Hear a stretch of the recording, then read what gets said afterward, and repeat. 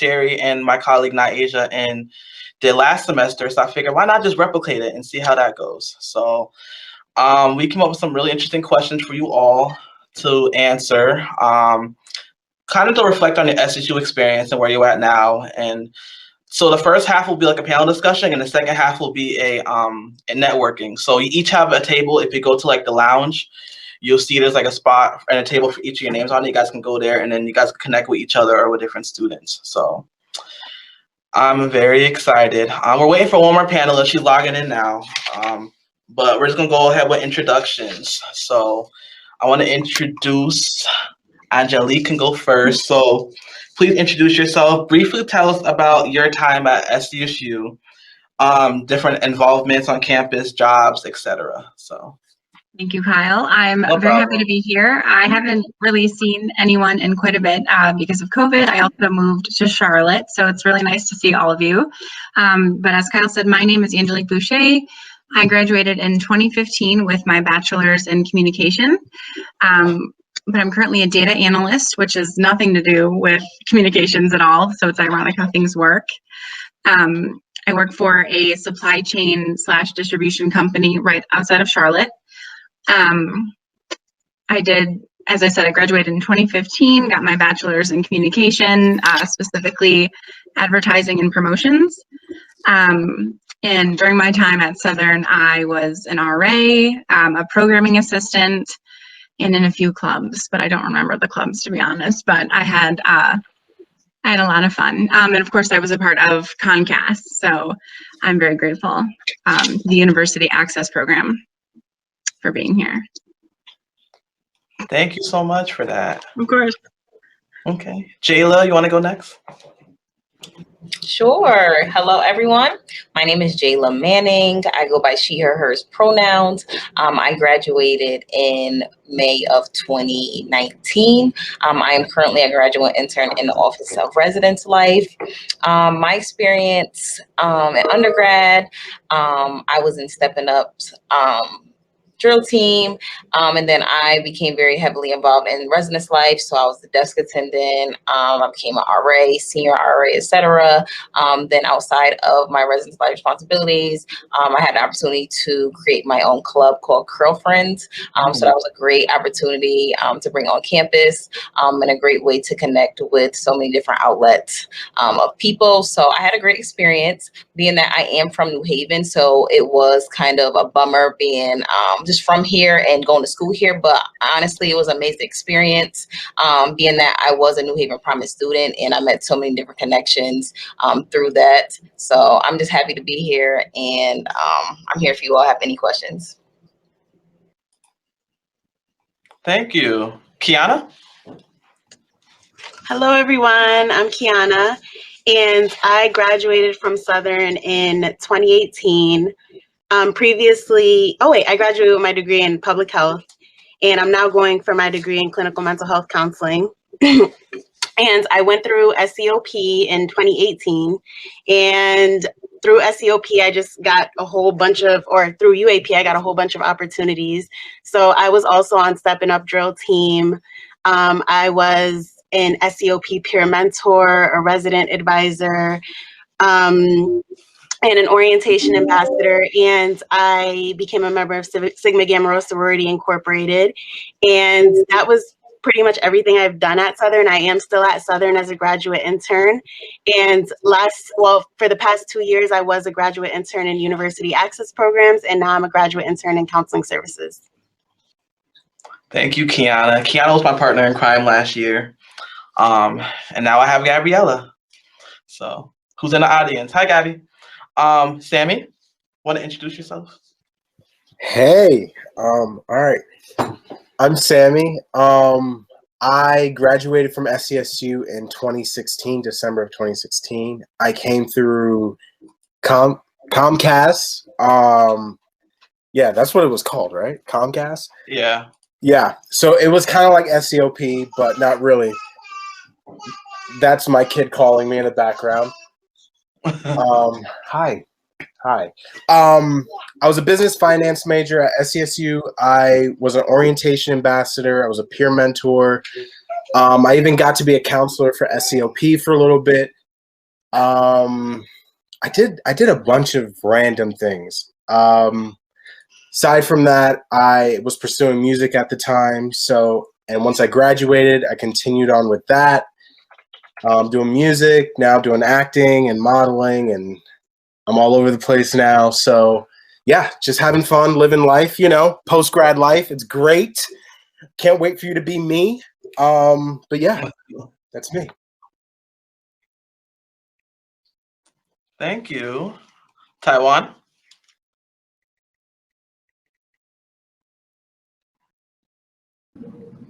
Thank you, Kyle.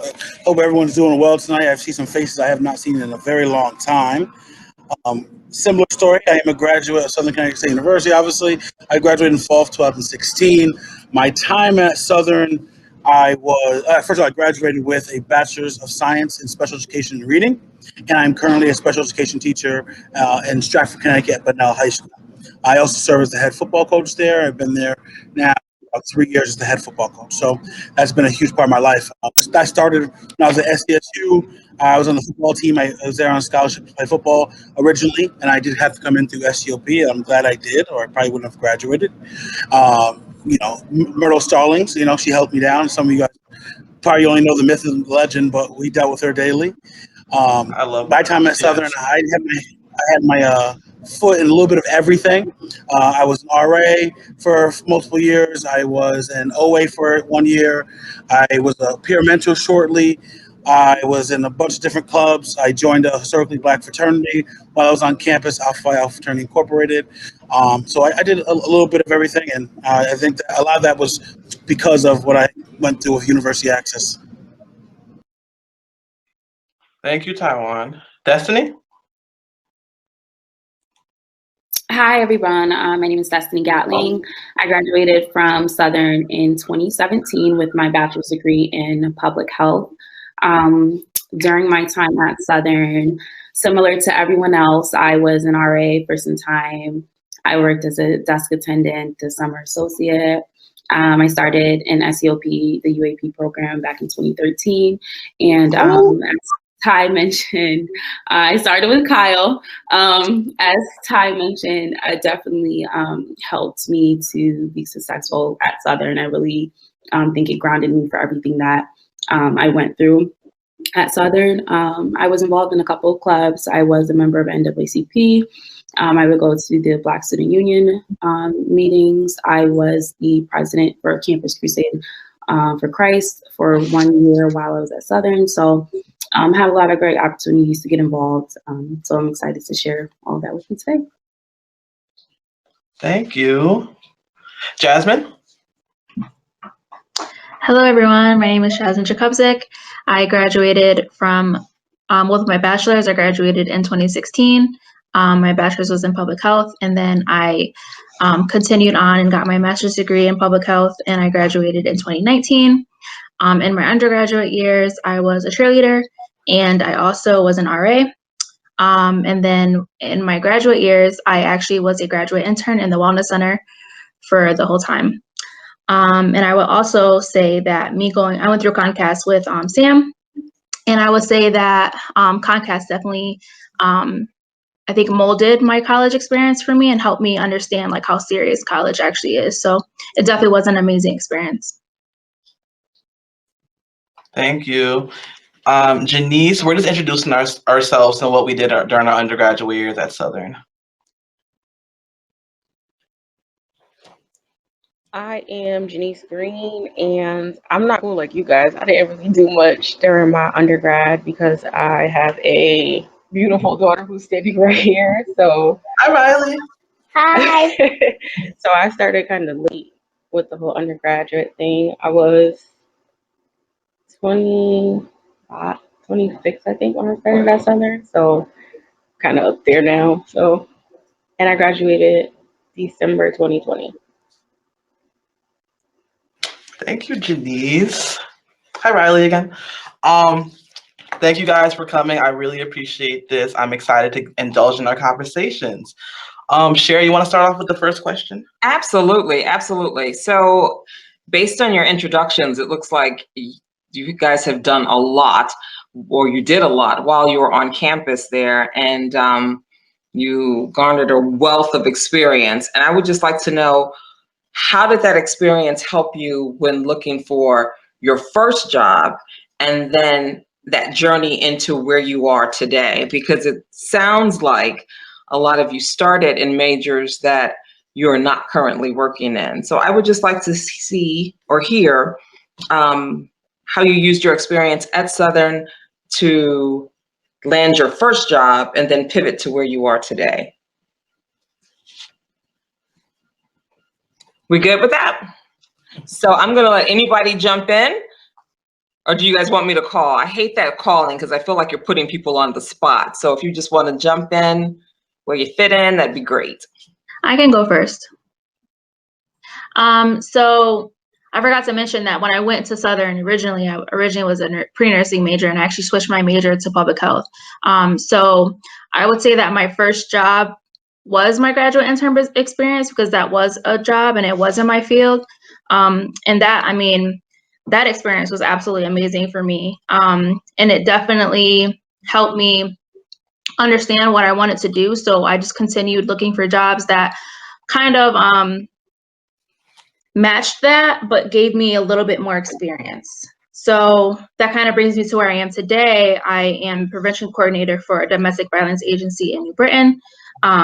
When I worked at Southern, it was in the Wellness Center, so that was just all like health topics. So domestic violence is a new type of field for me. So I'm learning every day. But yeah, I hope it answers your question. It does. That's good. And if I can put you on the spot a little bit, how did you go about seeking internships? I mean, did you go through the university, or did you find that this was work that you did on your own, or was it networking with someone outside the university, or even a parent? And if you all could share that too, because we really want to stress to our students the importance of networking. Yes. And networking is building from the classroom to your roommate to the, you know, your mother's cousin who works at Pfizer. So if you could share that, that'd be fantastic. Yeah, no problem. So as I mentioned, I was an RA my senior year of college. So that was kind of when I started looking for what I was going to do next. I knew I wanted to move forward, but I just didn't know in what way. And I knew I wanted to go to grad school, but honestly, I didn't want to take the GREs. So I'm like, where can I go where I don't have to do that? And so Southern was the best option. So then my next thing was, so what can I do like to get experience in my field? And so I don't remember why I went to go talk to Emily, but she was my supervisor at the time. She was a coordinator of the Wellness Center at the time. And so I just went and I just had a meeting with her and expressed to her like what I was looking to do so that we can kind of get to know each other. And then, I don't know, I just took a leap and I went to the interview, and then I was offered the internship. Perfect, thank you. I can jump in. I don't even know if I mentioned in my intro. So undergrad, I got my BSW, which is Bachelor of Social Work. Now I'm pursuing my MSW. So I think for me, what helped me land this internship as a graduate intern, like I stated before, I was heavily involved in residence life. So I think that's what kind of led me to where I am today. So what I would say is definitely connections and being involved on campus. Is definitely important because you just meet so many different people and you never know the direction that they'll be able to take you to. So my advice would be definitely get involved in the campus, even though I know you all probably hear that a lot, but it's definitely important in a lot of different ways. And it can give you definitely access to many opportunities that you may not even expect to be a part of. So yeah, that's how I ended up here. To piggyback off of that, I majored in communications, and one of the requirements was you had to do an unpaid internship in order to graduate. That was a requirement. I'm not sure if it's still a thing now, but at the time, I just remember thinking, this is so annoying. I don't want to have to do this. Like, this is going to take forever and it's unpaid, but I'm so grateful for that because my internship at the time, it was with this basement company in Seymour, but it was in their marketing department. And I learned a lot. Again, I wasn't a marketing major. I wasn't really sure what I wanted to do. No one really knows what they want to do. They just do it. But I interned there for a semester, and they offered me a full-time position when I graduated. So if I didn't do that, I wouldn't have had that door open up for me. So if I were to go back, I would do 1,000, maybe not 1,000, maybe 5 internships, maybe 3, just so I can network more or see what else is out there until you take a look. Absolutely. And Angelique, if you wouldn't mind, you mentioned communications, you've mentioned marketing. How did you pivot into business analyst? I realize marketing may have a bit to do with that, but definitely not the communication. So how did that coursework help you with business analyst? So looking back at the coursework, there was one class that I took that really helped. It was with Professor Ken Warren. I'm not sure if he's still a professor or if he still is teaching, but his classes were hard. He gave us real life scenarios, and we had to, the homework took like a week, which I think kind of paved the way for where I am today. But when I first graduated, I was in marketing, and then I was a copywriter. And I hated it. I said, I don't want to do this anymore. I want to work in a concrete field and present facts. So that's what data is. You can't really modify data. It's a matter of fact. So it was not really what I knew, but who I knew, which is, again, networking. That's all networking is. So if you can network in college, take as much of that as you can before you leave, and then you can probably land the job of your dreams, maybe, or a job that you like. That's what we're all here for. Networking. I remember really briefly, it wasn't for Tywan. Tywan was my RA my sophomore year, and he always told me network, network, network. And that's what I did, and it got me where I am now. So that's why I'm really appreciative for people like Tywan that I looked up to when I was an undergrad. So appreciate you, Ty. I can definitely vouch for that. You're welcome. Similar to everyone else. Yeah, similar to everyone else. I had to do an internship for my degree. So I interned at the Planned Parenthood in New Haven in the research department. And there's kind of where I got introduced to research. And then once I finished that, I was able to get a job working with them. So that definitely opened up the opportunity for me. But again, as everybody else already said, I think that the connections that I made at Southern, specifically with my advisors, with my professor, I had Dr. Evans. I think her first name was Miriam Evans. She was super helpful in guiding me throughout the entire process, and also making connections when I got to my internship and making sure that I did, the best that I could to really make an impact where I was.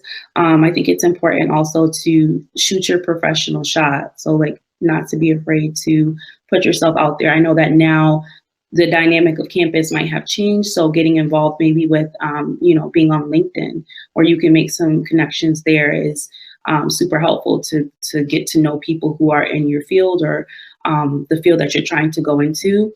Some other things I did along the way that got me to where I am now. I don't think I said what I do now, but I work as a clinical research associate for a company called IQVIA. We provide clinical trials throughout the world, is kind of just sums it up. But when I did that, I was interested in moving into research more after my internship. So as I would communicate with people through email, and I would see like their signature might have something like a master's degree in something, or whatever their interests were, where it was on there, I would oftentimes reach out to those people and kind of get some input there. What can they tell me about, the degree that they went for, or the credentialing that they got, and kind of got some information there. So you kind of have to like put yourself out there and really shoot your shot. I did that, and it really interested me to go back, as Jazmyn did, for my master's in public health, and that helped me get where I am today. So. I like what you said there. You looked at the bylines and the signature lines and followed up. That's so important. And even if you're getting an informational interview afterwards to talk to people about, their journey, that's one thing people love to do, is talk about themselves. So Never be afraid to do that. Never. Anyone else? I'll go ahead. I'll go. So as a business finance major, and well, first of all, I told my mom when she was like, all right, you got to go to college. And I was like, I don't know. I kind of think I should just go pursue music, just go ahead and do my thing. She was like, you can do that. Just go to college first. Fine deal, fair deal. So going into college, I had the mindset of like using my environment to build to where I want to go. So I took on jobs or like responsibilities that I knew would help me be a better speaker, a better performer, would help me just, be more, I guess, what do you call it? Like, I guess more natural. So I took on things like being an orientation ambassador or being a peer mentor.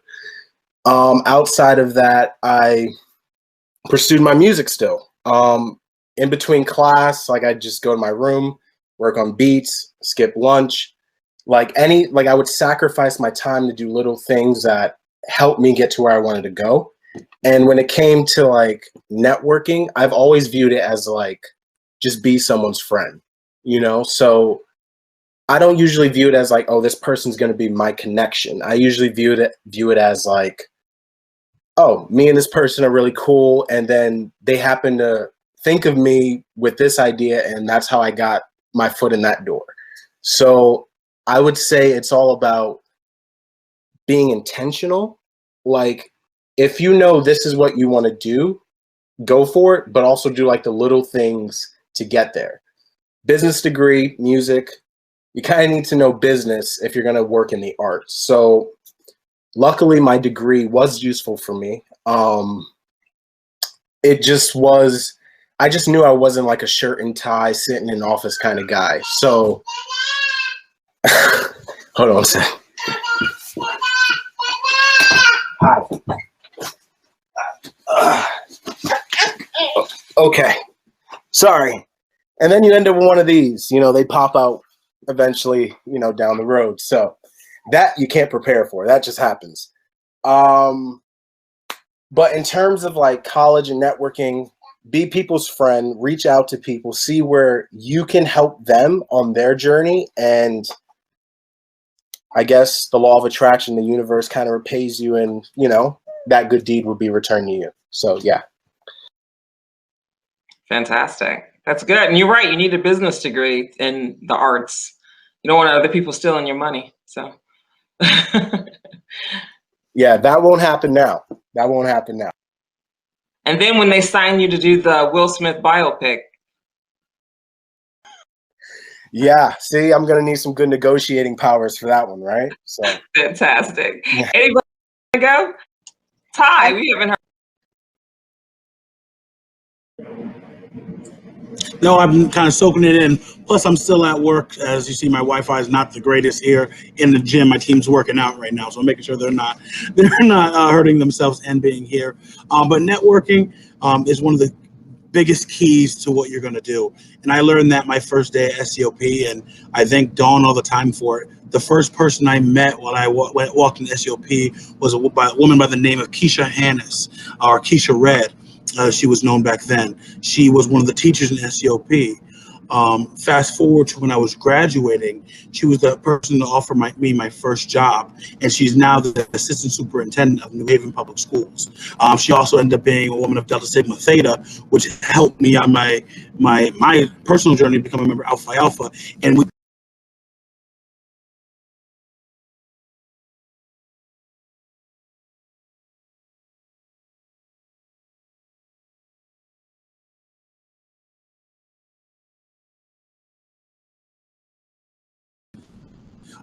and that has happened on my very first day foot on Southern's campus, and that has gone on. There's people on this panel right now. I've known Kyle since he was 13 years old. I can remember right now, me and Angelique had to deal with an incident when we were RAs one night, and I never forget it as long as I may live. And they wanted us to take in the ambulance. We had to deal with this crazy situation. I talk about that story all the time, and she was the perfect person to help me with that situation. Destiny I worked with, I can't even tell you the stories I had with Destiny of our crazy first staff and working together. And Jazmyn was on one of my staffs as well, my last staff there. Kiana coming through, becoming SG Row and seeing her growth through that phase. Like, there's people on here who I just know, and this is all people I think are in my network. If I needed something, I know I could call Angel. Like, I haven't seen these people in years, and I feel comfortable talking to any of these people about anything. And that's the power of kind of what your net worth is. It's kind of who you surround yourself around. And I remember I used to tell Kyle, my resident, if you surround yourself around 9 people who are failing, you're going to be the 10th to fail. But if you're around 9 millionaires, you're going to be the 10th. It's law of attraction. And put yourself around people who are going to be not just beneficial to you, but role models, right? And that's just around who you're with and who you're going to be around. And I'm glad to say there's people on this panel who I absolutely surrounded myself around. Definitely, friends and networks and business partners, and as we move on in the future, become just always going to have that relationship, and it's big, and that's what's special about South. I tell my students that all the time. There's like 2 of my students in the audience right now, Joshua and Marquise. I'm like, be careful. You got to be mindful who you surround yourself with. And it's like, because your same friends you have freshman year are not going to be the same friends you graduate with, because my whole friend group switched up twice. So thank you for that, Ty. These keys. I appreciate that. Ty, remind me again what your major was and your first job out of Southern. So my major, I changed it multiple times. It was always in the education field. It was from physical education to history education, and then into special education. And so, I made that journey throughout the Davis Hall, which is the farthest building. Don't let anyone tell you anything different. I often tell people I went to school and not New Haven, because I was always in Davis. And so my first job, I actually became a special education teacher at Norwalk High School. Actually, I got hired even before I graduated, which was awesome. I always tell people when I applied for jobs, based on the people I know, Keisha, Dawn, Miss Myrtle Stallings, who called people and wrote letters. I applied and interviewed for 19 positions in January, and it got accepted to all 19 positions. So I was in a blessed place where I was able to kind of pick and choose where I want, and it's led me to a great place. Fantastic. And it sounds like all those majors that you had helped you where you are today as the coach and, doing a little teaching. So that's fantastic. Genise, what you got for us? I see your Wi-Fi may be going in and out, so we'll take that into account, but we do want you to share.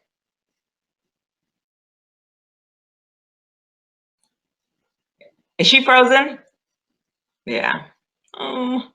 She's reloading right now. Fantastic. She's the last one that didn't share on this question. Am I correct? Oh, no, I didn't share. Oh, please, Kiana. You know what, Kiana? I'm so sorry. I'm so used to you being a part of our team. And you're on the panel. The girlfriend is on the panel now. So, yes, please share. I think I kind of want to stress the importance of volunteering for stuff. I think it's very underlooked. And the reason I say that is because UAP gave me a lot of opportunities to volunteer for stuff on campus. Like, for instance, I think the first thing I did was like a tour, just like a campus tour. And people mind you, people get paid for this. People get paid to do this, but UAP gave me this opportunity to do a campus tour. So I'll never forget, I went back to my res hall, and Chase and the hall director was like, I saw you doing a campus tour earlier. Like, that takes a lot. Like, you're doing a great job. And this was my first semester. And then I kind of started to come out of my shell more, and I started doing like stepping up stuff. And through that, I was kind of just, I guess I was able to, 1, be a little more confident within myself, and 2, I really built even more of a network. Like my mentor, Monique, she was also a part of UAP too. And like, I built that. And then my Elaine, my advocate, those were really my 2 core people to go to. And anytime I felt like there was a setback, like I didn't get the RA position the first time, they were like, don't worry, it's fine. And then as soon as I was home during winter break, I kind of got a phone call from Mandy Kuster. And she pretty much called me. She's a part of Res Life, and she called me and she was like, oh, there's an opening for RA. Mind you, I did not get the position before. And somehow someone dropped out of the position. They were like, oh, there's an opening. And, you know, I see you're on Stepping Up. I see you do this, this, and this. I want you to come in and I want you to just start training. So like just being like mindful that everything is literally connected. People talk to each other on campus. So I guess that's my little interpretation of that too. Fantastic. Fantastic. Thanks for sharing that. Genise, are you with us? I am. It's just my Wi-Fi keeps going out, in and out. We'll take what we can get.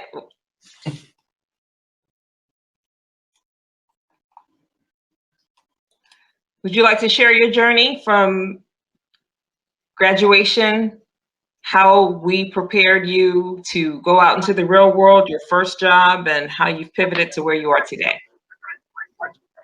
Sure. Well, I graduated in December 2020, so I'm like fresh out of fresh out.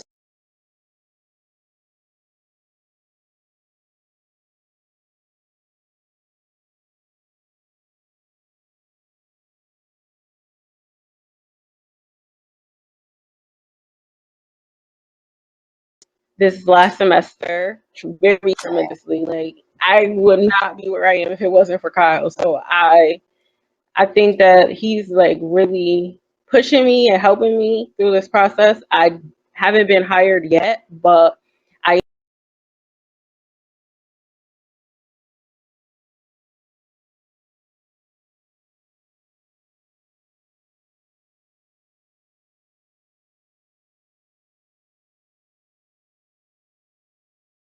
transition to question 3. I know you're taking that. Can we start with Genise and her resilience? And of course, I was just gonna mention that actually. Yeah. So question 3, for those in the audience who don't know, how did you remain resilient through challenging times during your undergraduate years? Genise, you want to start?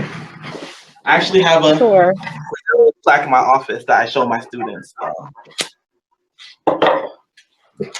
So I think that one of the ways that I stay resilient was definitely because of Kyle once again, and my daughter, because there's been plenty of times I've gone to my advisor and I've just been like still stuck, and Kyle has always gone an extra mile to make sure I understand and have the necessities. So I mean, as like a lot of you guys did it undergrad, you started out as a freshman there. I didn't start out as a freshman here. I actually transferred from Western, then I went to Gateway, and then I graduated from Gateway and I came to Southern.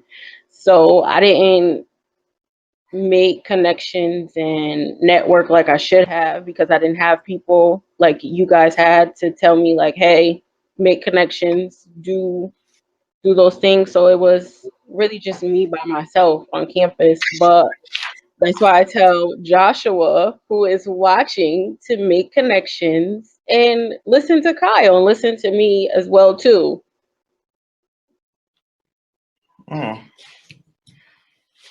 Cool, that was deep. Thank you. Who'd like to go next?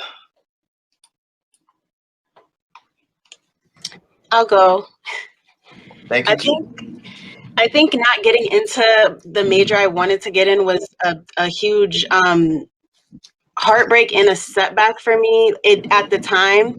And I think what UAP taught me was to just kind of really dig in deep to my emotion and not be afraid to share it. Like I was someone when I first came to Southern who was very, I didn't like to show my emotion, and like I was able to like go to Elaine and go to Monique and like really break down, like, I can't believe I didn't get into social work. Like, how could this happen? Like, and it was devastating for me. And it's because I was conditioned to think like the major that you have in college is what you're going to do your entire life.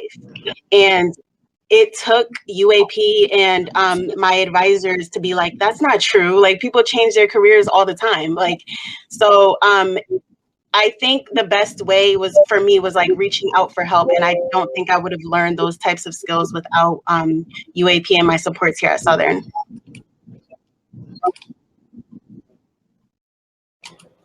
Thank you, Kiana. I can share. So I think a setback that took me off a little bit was also not getting into my major, my initial major, which was nursing. So I don't know if anybody else ever dealt with this, but I know Sammy mentioned something similar, but like my mother drove it in my head that I needed to be a nurse. That's what I had to do. I almost felt like I was coming into college and I didn't really have a choice. I think that coming from a family of medical professionals and nurses, I felt like I needed to, like I didn't really have a choice. And it was definitely, I was felt to believe that I wasn't going to make money if I wasn't a nurse. I wasn't going to help people, like, personally, if I wasn't a nurse. So I went in wanting to do it, but almost kind of feeling pressured to do it as well. So when it didn't happen, I was discouraged, but then I started to look at my other options and kind of think, what else can I do to help people that I'm going to enjoy? So as everyone said, volunteering, getting out there is when you're really going to find out what you like and what you don't like. So I worked as a medical assistant. I worked as a clinic assistant. I did the things where I was working one-on-one with patients. I liked it. I didn't mind it, but I also got the opportunity to work behind the scenes. So do more of the administrative things. And I felt like that's where I fit in a little bit more. And that's where going into public health really, like, it opened my eyes going into that route, because it allowed me to kind of still help do everything for the public, for people, but kind of do it on a more broad spectrum where I'm not necessarily, I don't have to be one-on-one with patients.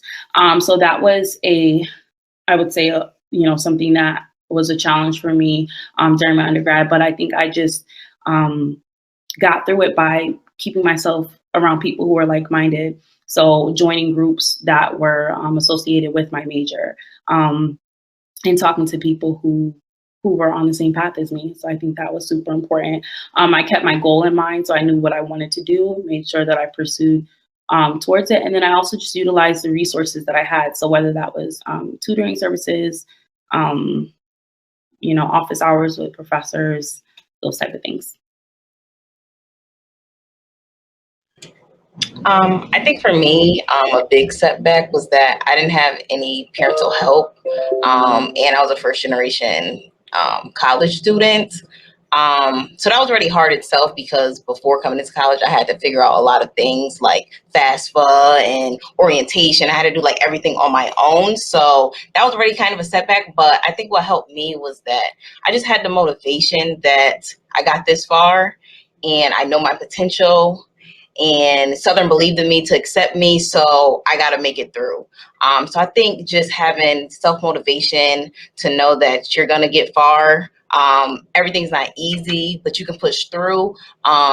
Even though I said I was involved in a lot of things, I also worked a lot. I was that student who worked like 3 jobs during undergrad. It was a lot, but I knew what I had to do because of my financial situation, and I had to push through. So my advice would be, don't give up. College is definitely hard depending on your situation, like the college situation, life situation, family situations. But I say don't give up. Have that motivation to know that you got this far, so continue to keep pushing. There's definitely going to be setbacks. So resiliency is definitely something that you can have, and it definitely can be accomplished, because we all have our individual stories of how we made it here, and we all prosper through. So I definitely know that you can prosper whatever you're going through as well. So mine is very similar to actually Destiny's story, because I did come in as a pre-nursing major. My goal was to graduate in 4 years. That was my personal goal. So when I went to meet with my advisor and she told me that I wasn't going to graduate in 4 years, it would be like more 5 or 6. With the nursing program, I was like, no, like, that's not going to work. I had to figure something else out. Honestly, I cried because I really wanted to be a nurse. But then I talked to my mom, I prayed, and I just kind of like tried to figure out what was closest to nursing, like with the prerequisites and everything. And then, so I was like, let me just try public health, like whatever. I knew nothing about it. And then once I took a class, I actually fell in love with it. So then I realized that I was actually on my path and on my journey of where I needed to go. And so I felt like that was my like first real resilient experience in college, because I had to make a hard decision. And you're going to have to make a lot of hard decisions in college. You're going to have to try to figure out like what's best for you personally. And everyone may not agree with you.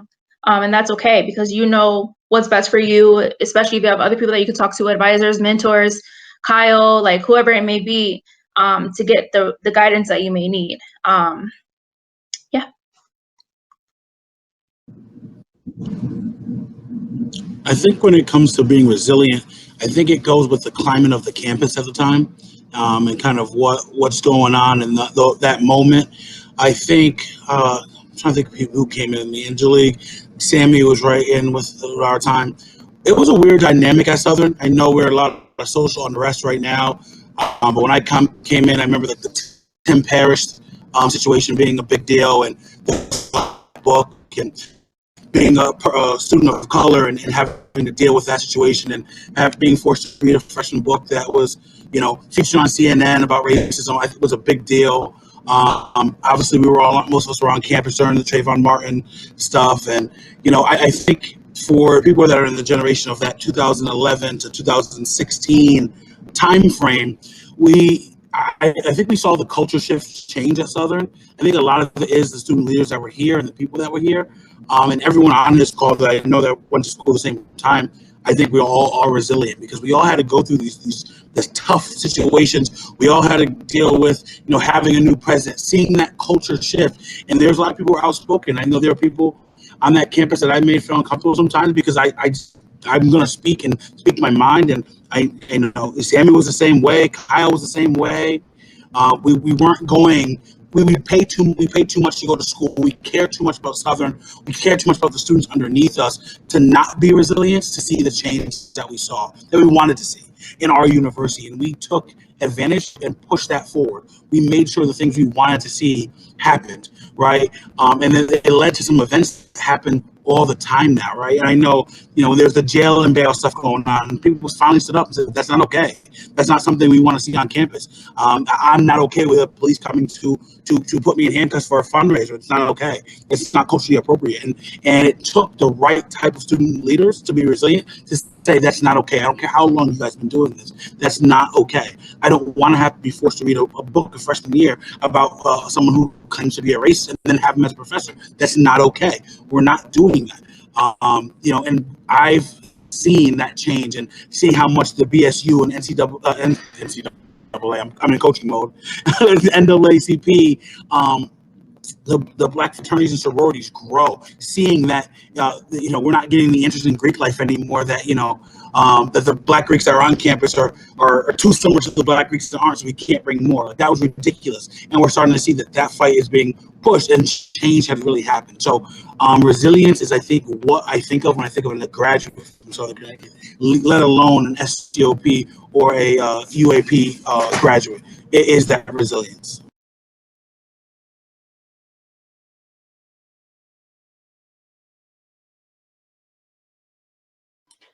Thank you, Ty. You brought up such a memory that I try to forget, because I was one of the students that got jail and bail off campus. So took a lot of heat for it, but it is what it is. So who is next? Who didn't go yet? Angelique. Angelique and Sammy. I think I might be the last one. For me, when I initially applied to Southern, I was denied. But UAP came in and said, hey, we would like you to join this program. If you pass, you are an owl. And I said, oh my God, yeah, I could do this. I could totally pass this. There was a bit of pressure. My sister, Coley, if you know my sister, she was very involved on campus. She received 2 degrees from Southern, pretty much at every job on campus. So there was a bit of pressure to not be her shadow, but be as successful as her. Now I know that that's something I don't want to chase ever. She's really an incredible person, and I look up to her for that. But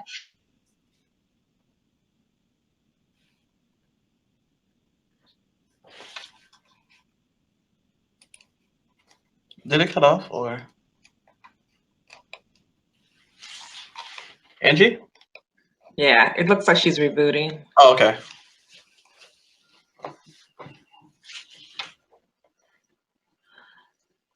I don't know if we want Sammy to pop in. Yeah, I could. Until she gets back online. In terms of like going through things.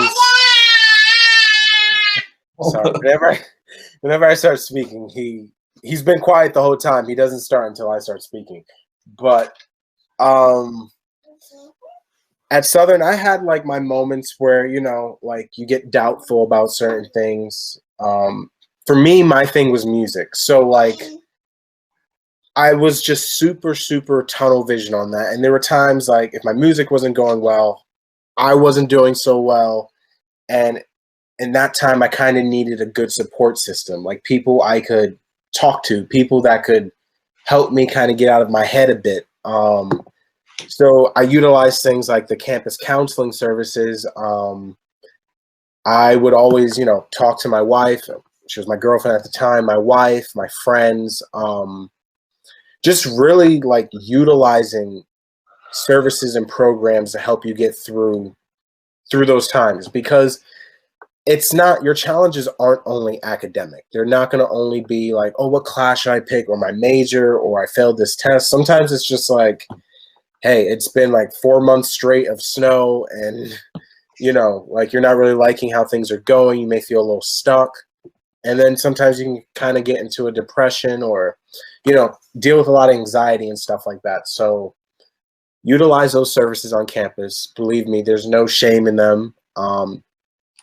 If I knew earlier on, like in my freshman year, I would have like advocated for those programs like 1,000 times more.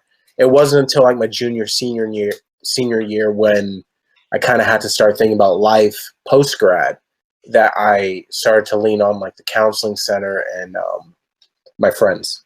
So yeah. Mm-hmm. Thank you. Angie, are you back? Oh, she is. I'm not sure what happened. I'm so sorry. I just saw everyone cut out, and I'm like, God, their internet, but it was my internet, so I'm sorry. I don't know where I cut out or what, but my big takeaway was we're all in a different boat. I had mentioned I failed math twice at Southern, so I felt like going to class, everyone didn't have to study, they just took the test, and I had to study what seemed twice as hard to get where they were. So we're all in different boats and we all have different destinations, but you have to do what's right for you to get there.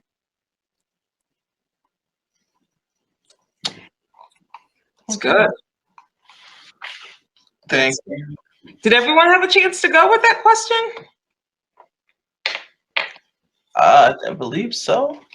Oh, fantastic. So, and for the sake of time, I'm going to try to like combine these last two because I really want to get you guys to get into the breakouts. If you're in the position to hire someone now, what would you be looking for in that Southern student that's coming to you for a position? And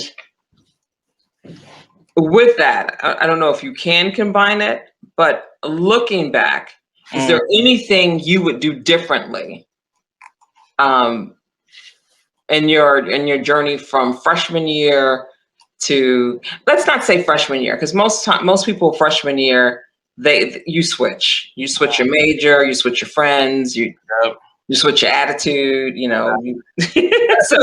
So let's start junior year, when you start taking classes in your major, you start getting focused, you start your internships. Is there anything that you would do differently as you look at where you are now? And then what would you be looking for in that senior that's coming to you for a job? Jump right on in, anybody.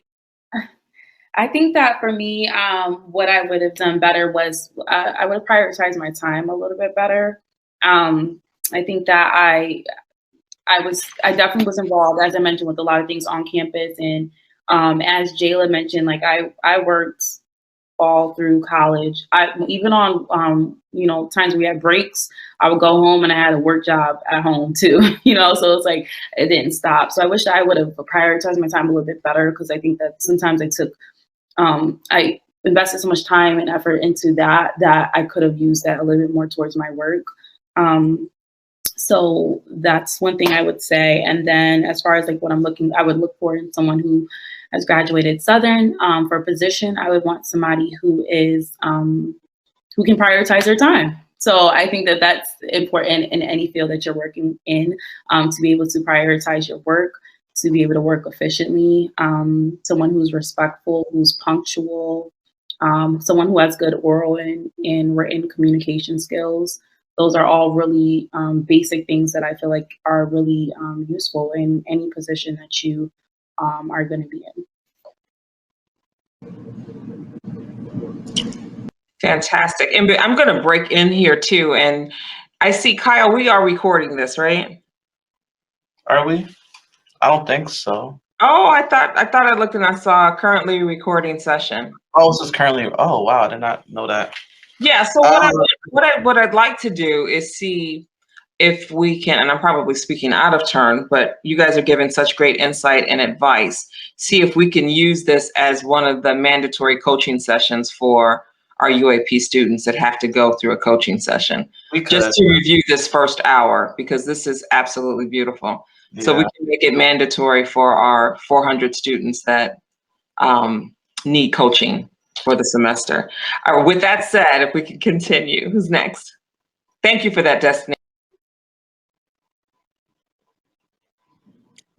I think that when looking for someone looking for a job, and I've actually had the ability to kind of talk to some guys just graduating, and I tell them, what people expect from someone from Southern is someone who has a drive, right?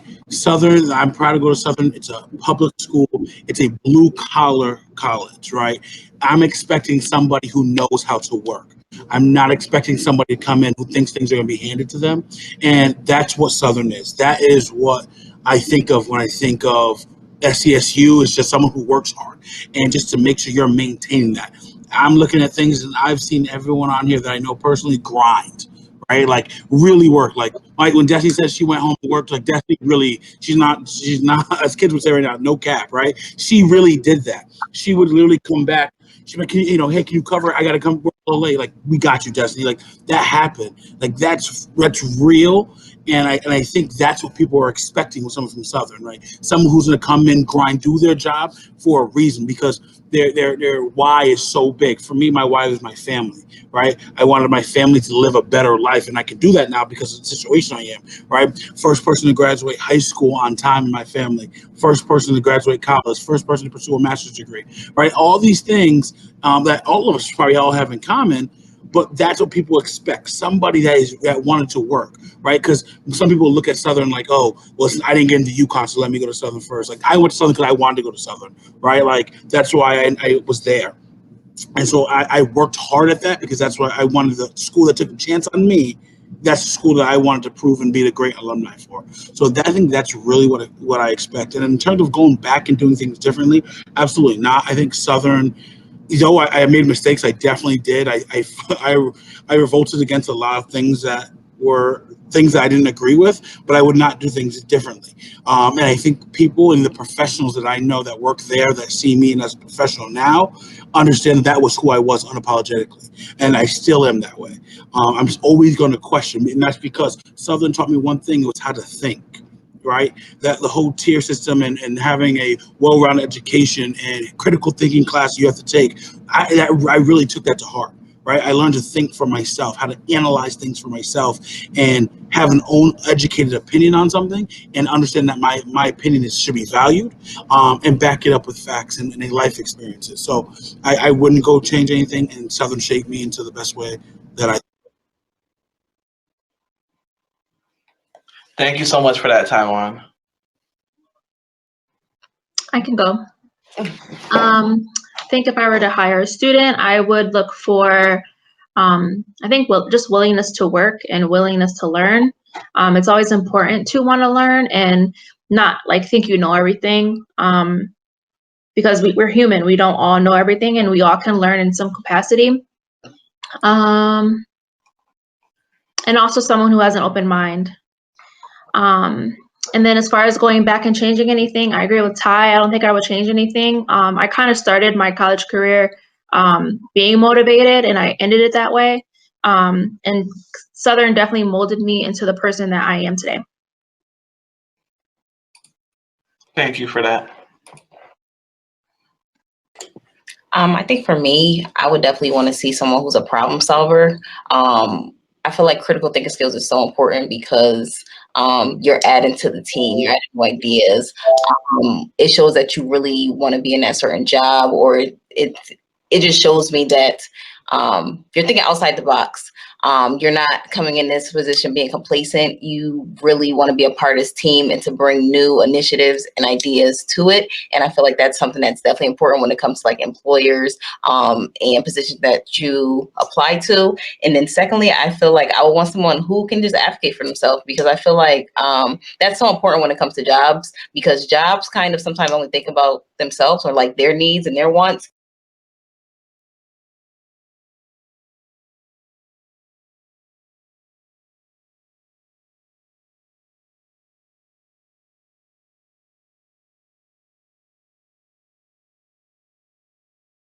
Because that's where it's going to take you in life. And then lastly, what I would do differently, honestly, it's not cliche, but I wish I used access programs, because honestly, being that I was a New Haven Promise student, I didn't really know that much about university access programs, being that I was in it, but I didn't really know. Maybe it's because, like I said, I was so busy, caught up in like financials, working all these jobs, just having the tunnel vision of getting these financials done, getting to the bag, grinding, that some of the service that's offered to me, I missed out on those opportunities because I was so busy. So being that some of you students are involved in UAP, please use it, because even me being a graduate student, I hear about the services they offer, and it's amazing, because I wish when it was times I was crying because I couldn't afford a book, or I had to use my credit card to pay for a book, I could have went to university access program because maybe they had a book in stock, or maybe they could have, you know, connect me to the right people. So I said, definitely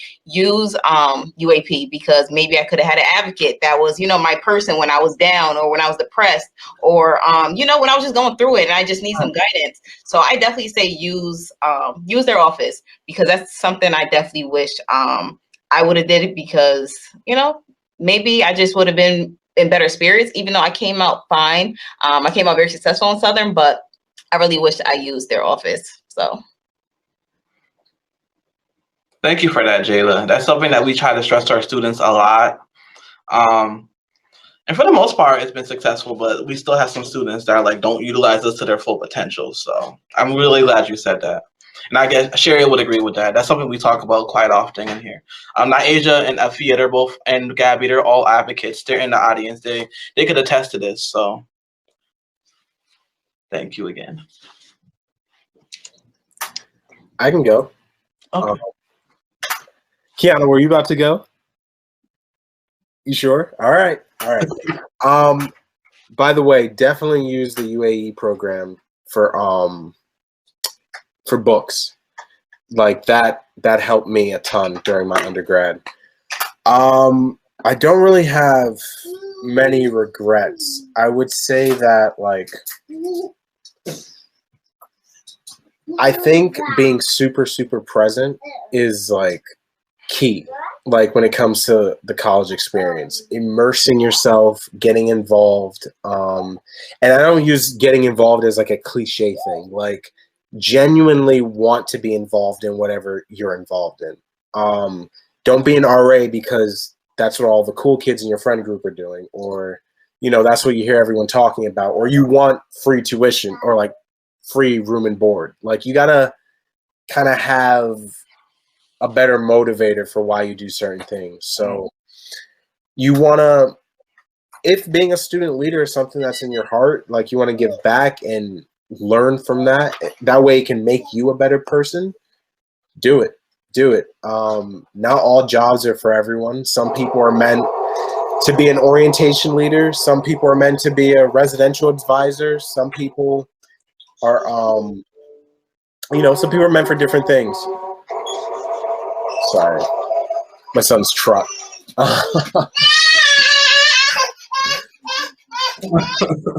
He's now fighting with my wife about the truck.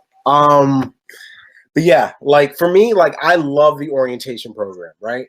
But I knew in my heart of hearts, I was not meant to be an RA. Like the job was offered to me so many times, and I turned it down each time.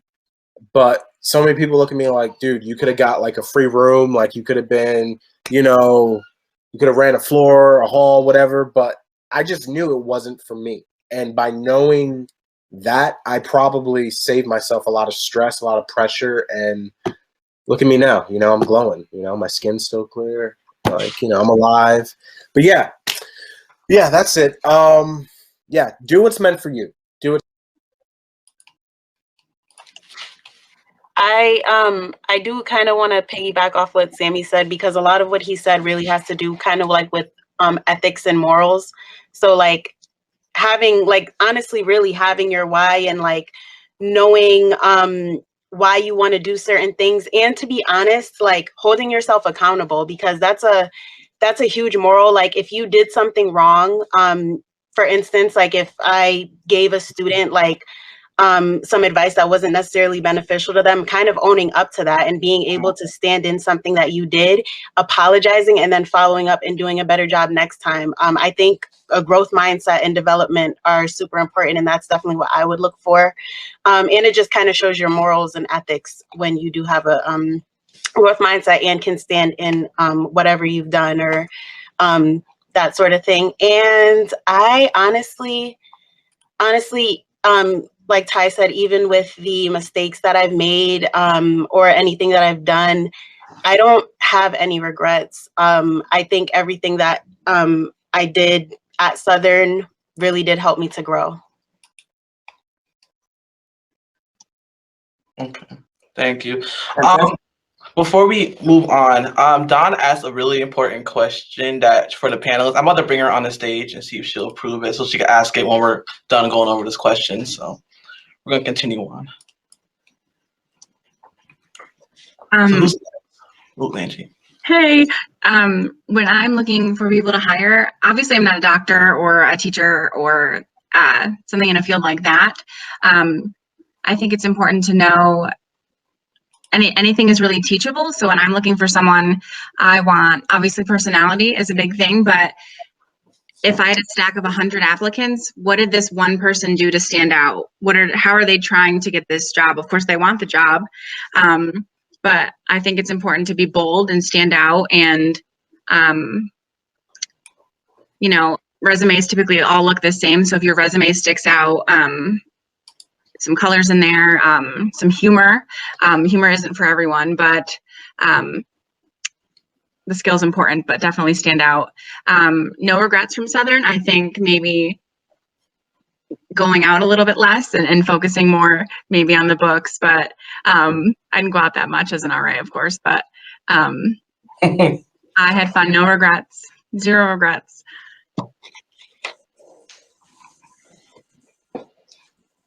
Okay. Can I just say something about the resume thing really quick? Because she just mentioned something about that.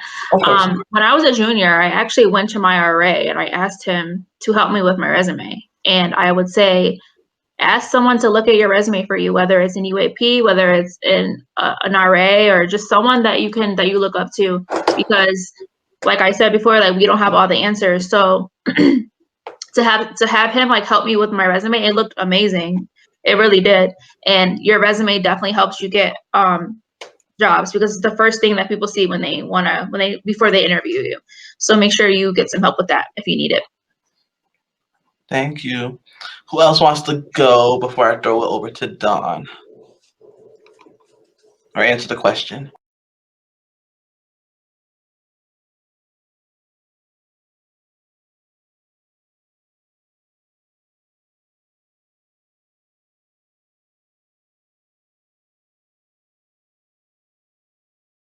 this. I'm like, yeah, no, they're not on my level, so I'm not going to socialize with them, which now I do regret because I'm like, you are really like, you need help, but you're so afraid to ask for help that you're just you're just sitting here thinking that you have all the answers. So don't think you have all the answers. Ask for help, network, and definitely just, if you know Kyle, talk to Kyle. Because in my mind, I think that Kyle has no answers. So And if I don't, I'll point to someone that does. Exactly. He will point you in the right direction. But I think that if I had to hire a new graduate, because I work at the hospital, I think that they overlook a lot of their internal people because they're new graduates and they want someone that has so much experience. But everything, like a lot of you said, art is teachable. So I feel like that they should be more open to working with new graduates at that, because it's a pandemic and it's hard trying to find a job. And I'm just like, I work with patients and I'm kind of at the point where I'm like, listen, I have a degree. I'm pretty overqualified for this job right now, but that's what I would do. Thank you, Genise. Appreciate you.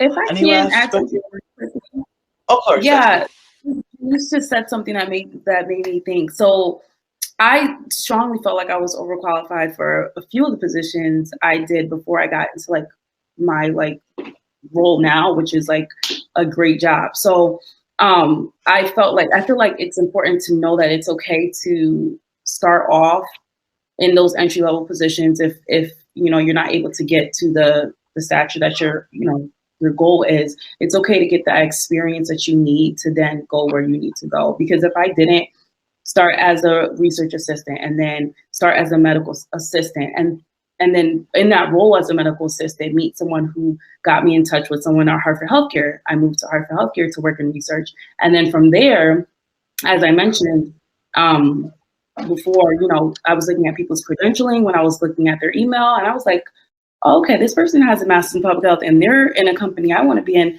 Let me reach out. Come to find out, the person I reached out to, we went to high school together.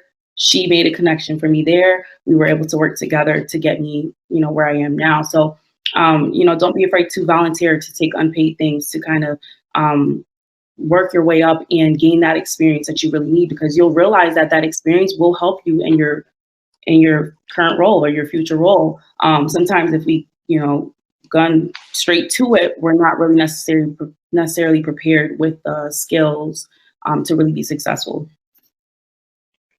Thank you, Destiny. I'm sorry, can I add one more thing to what she said?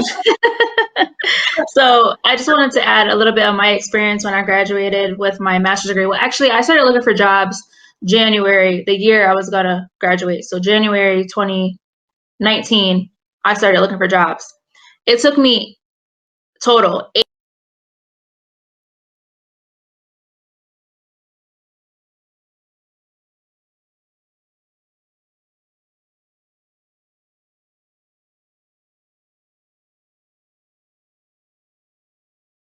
allow things like that to discourage you, because I got discouraged until I got that job. And 5 months I was in that position, then I was offered a full-time job. So it's all about keep going, and keep encouraging yourself, keep talking to people who do encourage you, because it's not easy out here to find a job. It's not, even with the highest level of degrees, it's really not easy. So you have to try to, like Destiny said, and like everyone else has said, like find those experiences that can even get your foot in the door just a little bit, because it's hard out here, because they want 3 years of experience. Out the door, they want 3 years of experience. And if you don't have that, they're not going to hire you. So it's kind of like, how can I get the experience if no one's going to hire me? That was my experience with it. So just make sure that you keep encouraged, and like everyone's saying, talk to Kyle. He'll help you. He's a good person. He will encourage you. He will help you. He will motivate you. He's everything you need. UAP is everything that you need. I promise. Thank you for that. Anyone else want to add anything else before we start over to our lovely director? Okay. Well, everyone, this is Dawn Stanton, our director for our University Access Program. Hi, Dawn. You on mute. So she had a few questions that she wanted to ask. So, Dawn, the floor is yours. Hi, everyone. Well, first of all, I wasn't expecting to be on the screen, but hello. I just want to say how proud I am just sitting here listening to how much you guys are just so grownish, so grown up, and just all the wisdom that you are speaking. And I'm so glad that Kyle, that you're recording this, because what you guys are sharing is just so valuable and it needs to be heard. And, you know, our students are struggling to engage right now through COVID. We keep programming because we know how important it is, but life is really hard, which we all know. And it is so hard for our students to, you know, be online all day and push through earning their degrees. You guys are talking about how hard it was to get your toe into that first opportunity. And right now, students who are learning in COVID are even more unsure, you know, in terms of the anxiety they feel about the future. And is my degree going to be worth it? And should I keep pushing through? So I just appreciate you guys for showing up and just for sharing your testimony. It means a lot, and it's just making me smile with beaming with pride. But as I'm listening to you, my question in the chat is this. So in UAP, we are starting a new initiative, trying to add another level of service, I guess I'll say, another component to our model to help our students be successful. And that is a family engagement program that we're calling the Stancofa Family Initiative. We've had a AmeriCorps Vista in our office this year, doing a lot of focus group work with students and families, and really working to develop a web, an online resource, as well as a parent course. And so basically my question is, I'm wondering if you guys can help to inform our work a little bit. And so from your lens, you guys have graduated with one, many of you 2 degrees. If you were to reflect back on your undergraduate years, what is it that you would have wanted your family, guardian, parents to know, to do, to better support you in your college journey, whether it be emotionally, whatever that looks like? How would you inform us in this work that we're doing now?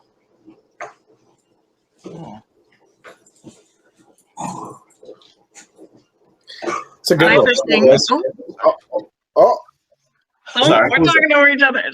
Someone else can go if they'd like. You can go. My first thing is patience. As I mentioned, I was terrible at math. I failed it not once, but twice. And my parents were very upset, rightfully so, right? Like, you're in college, why are you failing math? So I think encouraging parents to be more patient, and really hitting home that it's not the easiest for everyone. I know other people do have it easier or more difficult, but patience would be mine.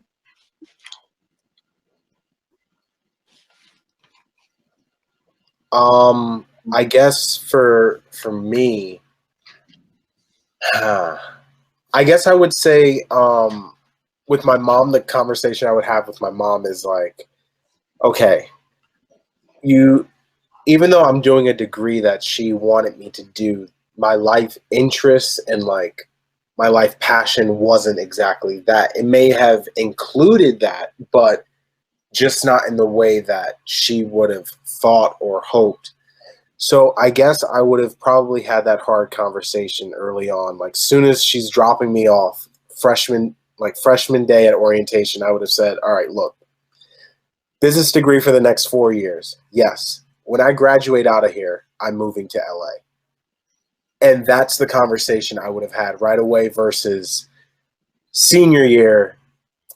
And then, you know, the pressure's on of like, what's the next move? And like, all along, I knew the next move, but I guess internally, I don't know what I guess, because you're in your own world. You don't think outside of, you, I guess I would have had that conversation earlier on, saying like, this is what I really want to do with my life. And I think a lot of college students this is the crucible of a college student, is having this thing they want to do in life, but parents are paying the bill for college. So it's kind of like, if I'm paying for this, you better do what I say. But I think we need to change our worldview on college, which is like, this is an experience. What you necessarily go for doesn't mean that's what you're going to do for life. So yeah, be open and honest with your parents. Please, please, please. I kind of want to piggyback off of that a little bit. My mom was very supportive when I was in school, but I would just, for parents in general, I would say allow the journey to be what it's going to be. And what I mean by that is kind of like move with the child, like allow the child to guide the way of what they're going to do, because they ultimately know what's best for them. So kind of just being a listening ear and just letting them vent to you, letting your child vent to you about what's going on in school and how class was and how their day was. Like, it's as simple as having a conversation about how their day was and how things are going.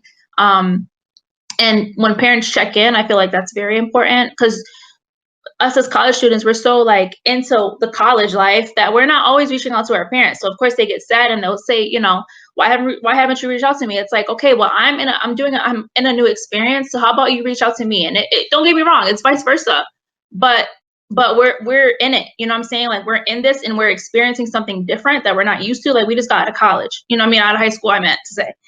So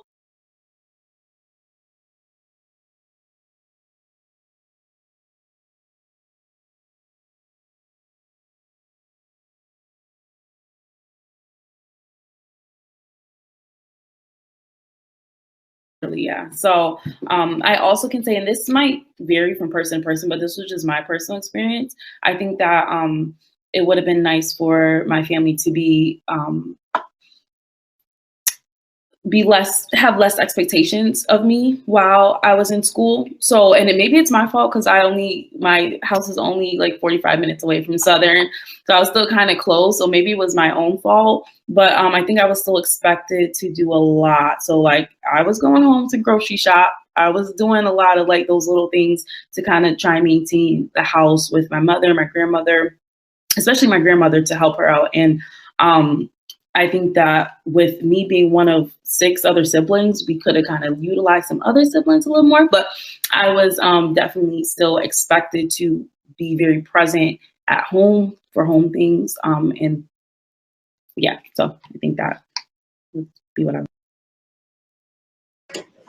I think that some families may not be more engaging or kind of, I don't want to say not helpful, depending on your certain situation, because they just really don't know. I feel like they just kind of send their child off to college. They know it's a college. They know they're taking classes, but that's it. They don't really know like what to ask or what you need help with. So I think some tangible items for you all with this new initiative is maybe to kind of introduce them to, I don't know if they probably don't have access, being that they can ask their child, but like, showing them or getting them comfortable with Bannerweb, like showing them the administrative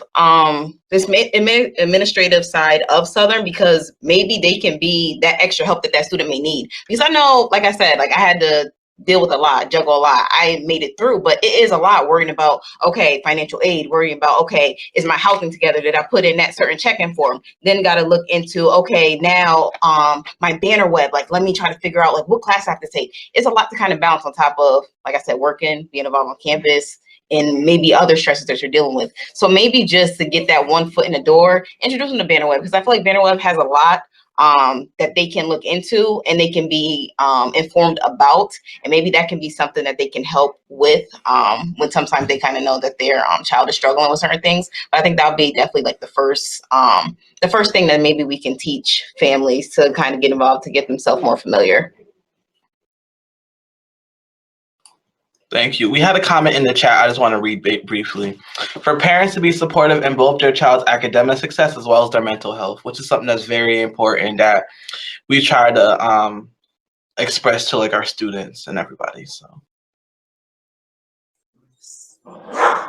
I'm sorry, I'm reading because just as I asked my question is, Sammy, unlike you with your human child, I have a puppy here. And as soon as I ask my question, you can hear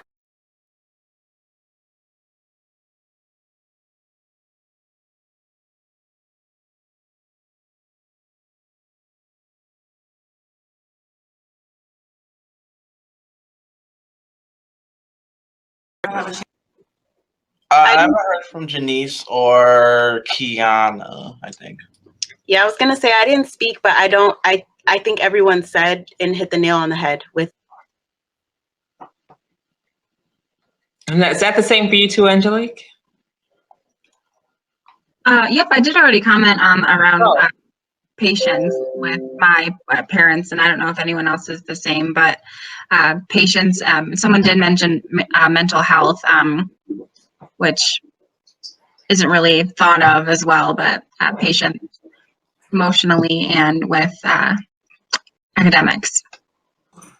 So I think listening to your comments gives us validation, because what you guys have just said is exactly what current students are telling us over and over and over in different spaces and in different conversations. A lot of the themes are very much the same. And so I wish we had thought of this sooner, but I'm glad that our eyes are open now in this moment to the importance of family members are like one of the biggest, I think, underutilized resources for students. And so I'm really excited that in UAP, you know, like I said, we're going to have a family course. Oh, geez. And really help student family members understand, like what you all said, what is the college experience? How do I emotionally support my student? What questions do I need to ask? Even if that question is, tell me about your classes, tell me how you're doing. And I, you know, would also just like to pitch that at some point as we're building the program, we might circle back to you all as alums to come in and do something similar to this, but to parents and families, but from the lens of people who finish the journey, earn the degree, and how can we sort of lift them up and build their confidence and validate the importance of their role in their child's college education. So thank you guys for answering my question. Thank you, Dawn. So we have a little less than a half an hour left. So I do want to give you guys time to connect with each other and with the students that are left in the call. So yes, I appreciate y'all. This is great. I'm excited. So Sherry, you have anything left to add before I end the session and we can all go to breakout sessions? I do not. I just want to extend another thank you for just making yourselves available to our students, and realize that this will go out to a broader audience as this is being recorded. And I believe the last half hour or the last 40 minutes, we're going to make not a mandatory viewing, but it'll count towards a coaching session for students that have to have mandatory coaching sessions. So again, thank you all for your time. I hope that you found it useful, because I found what you said useful for just me and my day-to-day. So I hope that something that one of you said inspired someone else that was on the panel, and that we can just all keep in touch. And if students, after viewing this, would like to reach out, I hope you would make yourselves available to answer a question or two for our students that will view this at a later date. So again, thank you as you move into your lounge or your various tables, and we hope to see you guys soon. Thank you. I do want to host another one of these sessions with switch up some different alumni. Hopefully I want to do it in April, but I hope it's warmer outside. But what's gonna happen? I want to end the session, and then in the lounge there's a breakout table with each of your names on it. You guys can sit there and just intermingle with each other and just think around.